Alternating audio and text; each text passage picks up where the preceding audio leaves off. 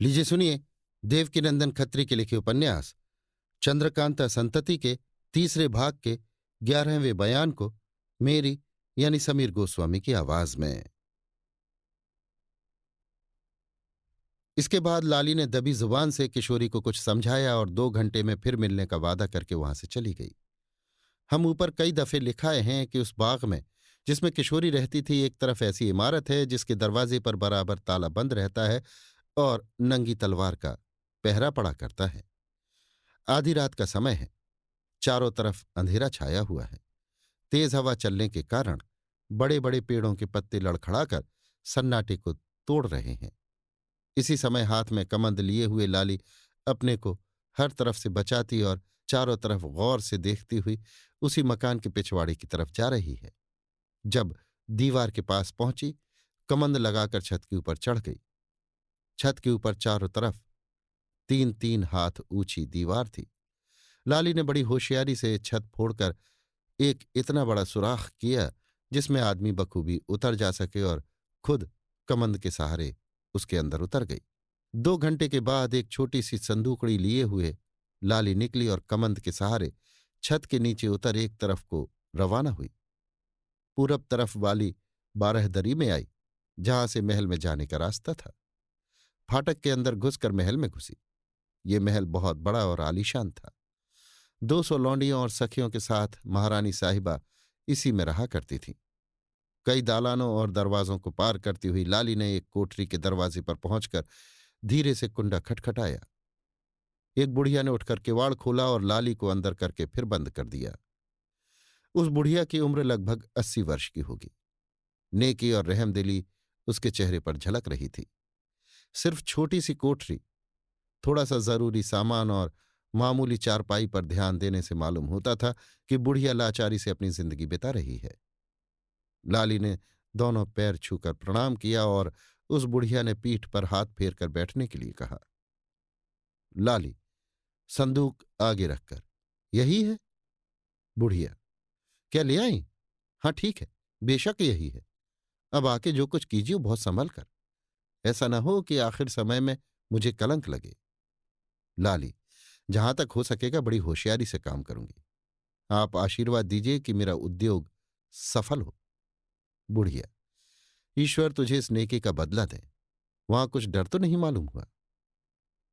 लाली, दिल कड़ा करके इसे ले आई, नहीं तो मैंने जो कुछ देखा जीते जी भूलने योग्य नहीं। अभी तो फिर एक दफे देखना नसीब होगा। उफ, अभी तक कलेजा कांपता है। बुढ़िया मुस्कुराकर, बेशक वहां ताज्जुब के सामान इकट्ठे हैं, मगर डरने की कोई बात नहीं। जा, ईश्वर तेरी मदद करे। लाली ने उस संदूकड़ी को उठा लिया और अपने घर में आकर संदूकड़ी को हिफाजत से रख पलंग पर जा लेट रही। सवेरे उठकर किशोरी के कमरे में गई। किशोरी, मुझे रात भर तुम्हारा ख्याल बना रहा और घड़ी घड़ी उठकर बाहर जाती थी कि कहीं से गुलशोर की आवाज तो नहीं आती। लाली, ईश्वर की दया से मेरे काम में किसी तरह का विघ्न नहीं पड़ा। किशोरी, आओ मेरे पास बैठो। अब तो तुम्हें उम्मीद हो गई होगी कि मेरी जान बच जाएगी और यहां से जा सकूंगी। लाली, बेशक अब मुझे पूरी उम्मीद हो गई। किशोरी, संदूकड़ी मिली? लाली, हाँ, ये सोचकर कि दिन को किसी तरह मौका न मिलेगा, उसी समय में बूढ़ी दादी को भी दिखा आई। उन्होंने पहचान कर कहा कि बेशक यही संदूकड़ी है। उसी रंग की वहां कई संदूकड़ियां थीं, मगर वो खास निशान जो बूढ़ी दादी ने बताया था, देखकर मैं उसी एक को ले आई। किशोरी, मैं भी उस संदूकड़ी को देखना चाहती हूं। लाली, बेशक मैं तुम्हें अपने यहां ले चलकर वो संदूकड़ी दिखा सकती हूं, मगर उसके देखने से तुम्हें किसी तरह का फायदा नहीं होगा, बल्कि तुम्हारे वहां चलने से कुंदन को खुटका हो जाएगा और ये सोचेगी कि किशोरी लाली के यहां क्यों गई। उस संदूकड़ी में भी कोई ऐसी बात नहीं है जो देखने लायक हो। उसे मामूली एक छोटा सा डिब्बा समझना चाहिए जिसमें कहीं ताली लगाने की जगह नहीं है और मजबूत भी इतनी है कि किसी तरह टूट नहीं सकती।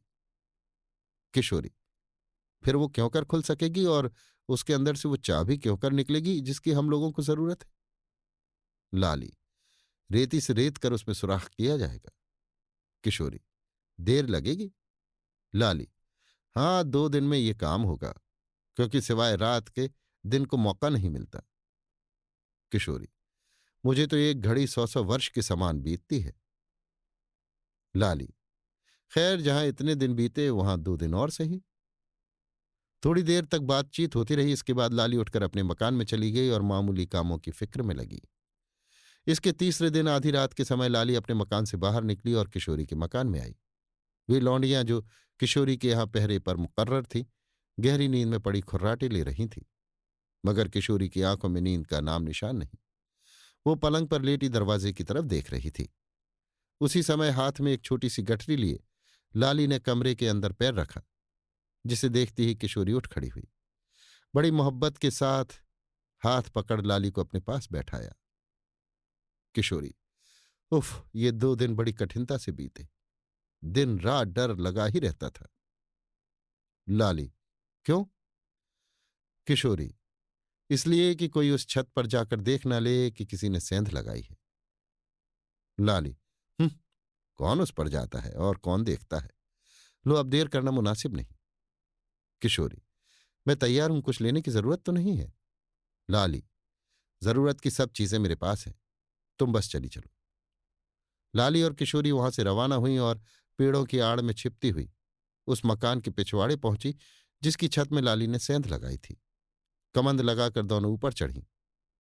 कमंद खींच लिया और उसी कमंद के सहारे सेंध की राह दोनों मकान के अंदर उतर गईं। वहां की अजीब बातों को देख किशोरी की अजब हालत हो गई, मगर तुरंत ही उसका ध्यान दूसरी तरफ जा पड़ा। किशोरी और लाली जैसे ही उस मकान के अंदर उतरी, वैसे ही बाहर से किसी के ललकारने की आवाज आई। साथ ही फुर्ती से कई कमंद लगा 10-15 आदमी छत पर चढ़ाए और धरो धरो जाने न पावे की आवाज आने लगी। अभी आप सुन रहे थे देवकीनंदन खत्री के लिखे उपन्यास चंद्रकांता संतति के तीसरे भाग के 11वें बयान को मेरी यानी समीर गोस्वामी की आवाज में।